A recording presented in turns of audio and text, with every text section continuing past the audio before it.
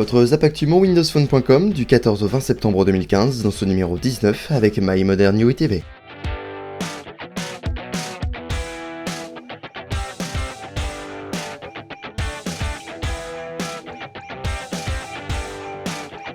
Et on commence par l'information la plus importante de cette semaine, la date de la conférence Microsoft, qui nous révélera enfin les futurs Lumia, la future Surface, ou encore une version 2 du bracelet connecté de Microsoft. Rappelons que selon les rumeurs, Microsoft annoncerait de façon sûre un Lumia 950 et 950 XL, une Surface Pro 4 et un Band 2. On espère évidemment qu'il y aura quelques surprises lors de cette conférence, qui se tiendra donc le 6 octobre prochain à 16h, heure française.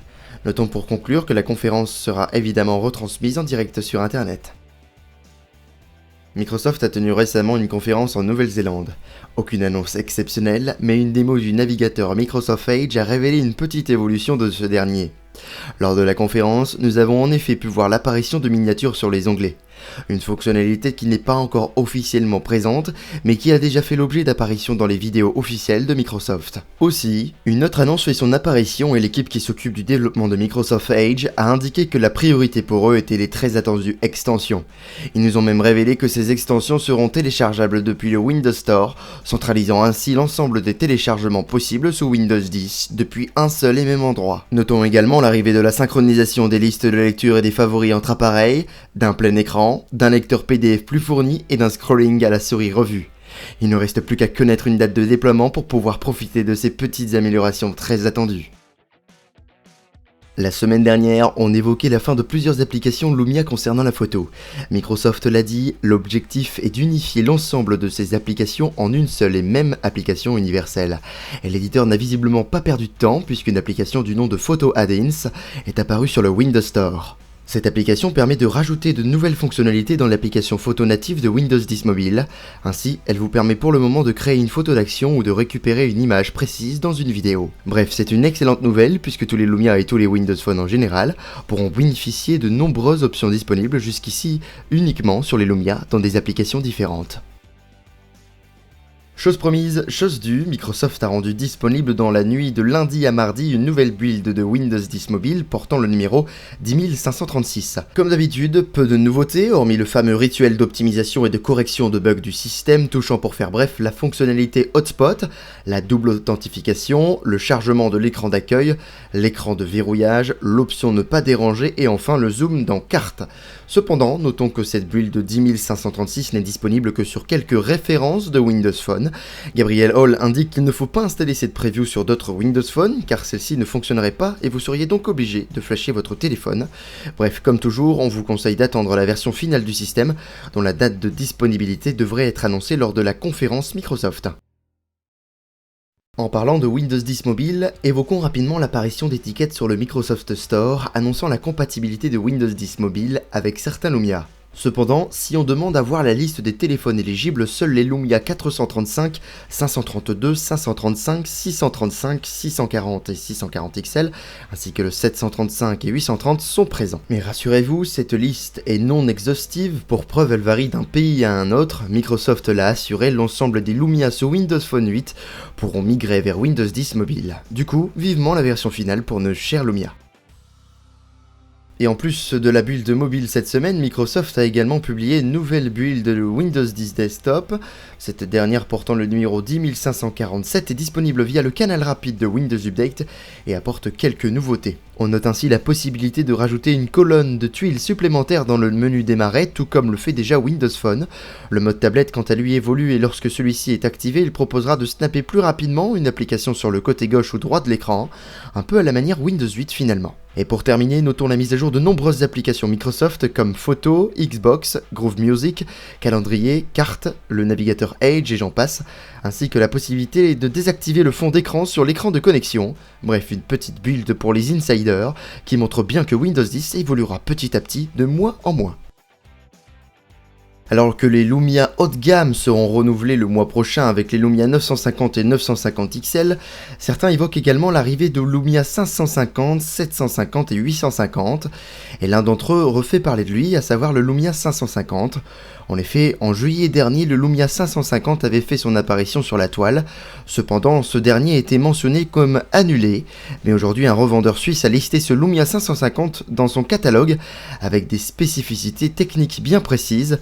Ainsi, selon le revendeur, ce futur bas de gamme serait équipé d'un écran de 4,7 pouces, de 8 Go de mémoire interne, d'un appareil photo arrière de 5 mégapixels, d'un appareil photo avant de 1,2 mégapixels et il serait proposé au tarif de 120 €. Reste donc à savoir si Microsoft va présenter un renouvellement complet de sa gamme Lumia ou non le 6 octobre prochain. La Xbox One passera sous Windows 10 dès le mois de novembre. Bien évidemment, cette version de Windows 10 sera adaptée pour une navigation à la manette, mais intégrera bel et bien le One Core, c'est-à-dire le noyau unique que se partagera l'ensemble des versions de Windows 10, qu'elles soient PC, tablette, mobile ou console. L'objectif de Microsoft avec son noyau unique est de faire évoluer l'ensemble des versions de Windows 10 rapidement avec la communauté tout en permettant de bénéficier d'applications universelles sur l'ensemble des écrans. Pour conclure, notons que Windows 10 sur Xbox One est disponible depuis quelques jours pour certains membres du programme Preview de la console. Si vous suivez l'actualité Windows 10, vous êtes normalement au courant que le système Windows RT destiné aux tablettes à processeur ARM comme la Surface RT 1 et 2, ainsi que le Lumia 2520 ne passerait pas sous Windows 10. Microsoft avait donc promis une troisième et dernière mise à jour visant à rapprocher le système Windows RT de l'expérience Windows 10.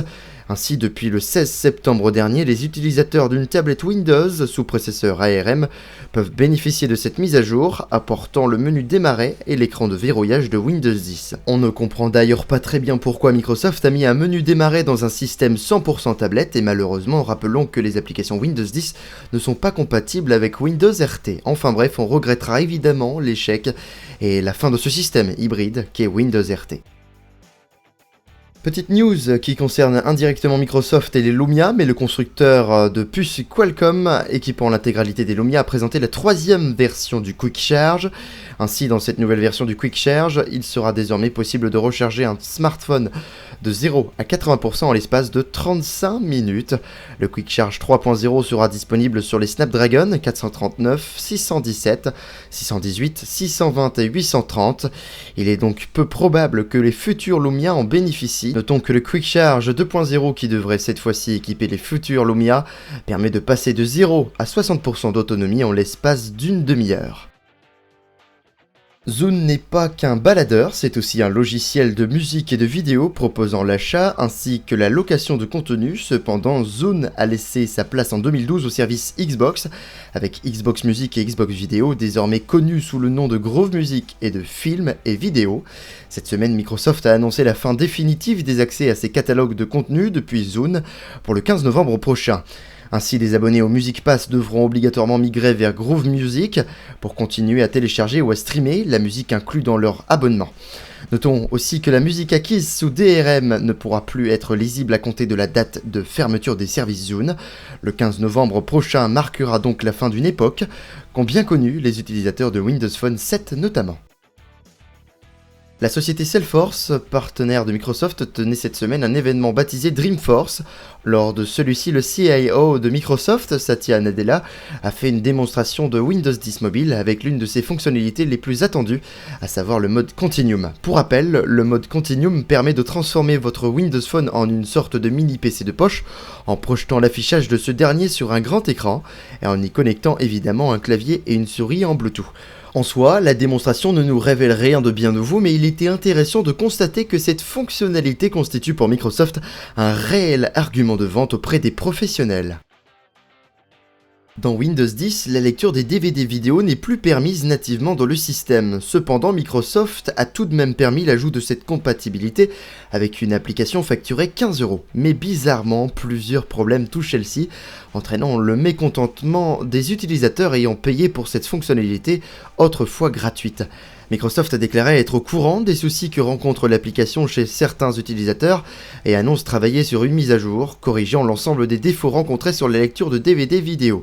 Bref, un peu de patience, même s'il est regrettable qu'une application Made in Microsoft à un tel tarif soit finalement bâclée lors de son lancement. Et on termine par une mauvaise nouvelle pour les fanas de techno que nous sommes, mais selon des propos de Satya Nadella lors de l'événement Dreamforce, il se pourrait que le casque holographique de Microsoft, à savoir les HoloLens, ne soit disponible que dans 5 ans. En effet, il a déclaré que les HoloLens étaient un projet sur 5 années et qu'à son terme, et seulement à son terme, celui-ci serait disponible pour le grand public. Cela dit, le projet n'est pas nouveau et compte déjà quelques années de travail, donc nous pourrions être surpris sur sa date de commercialisation. Quoi qu'il en soit, que ce soit dans 3 ans, dans 5 ans ou plus, je pense que nous sommes d'accord pour dire que l'on préfère attendre pour avoir un appareil bien fini, plutôt qu'une sortie proche pour un appareil finalement bâclé.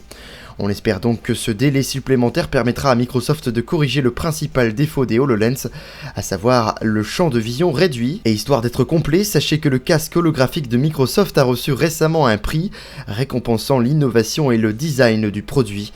On félicite donc l'ensemble des équipes derrière ce magnifique projet. Et c'est la fin de ce numéro 19 du Zapactu monwindowsphone.com, c'était Alex Debert, j'ai été une nouvelle fois très heureux de vous le présenter. Comme d'habitude, l'actualité de ce Zap n'a pour but d'être exhaustive, vous pouvez retrouver l'intégralité de l'actualité Windows Phone et Windows 10 sur monwindowsphone.com, et pensez également à télécharger l'application de l'émission sur vos appareils Windows. Passez une excellente journée, une bonne fin de week-end, et à la semaine prochaine.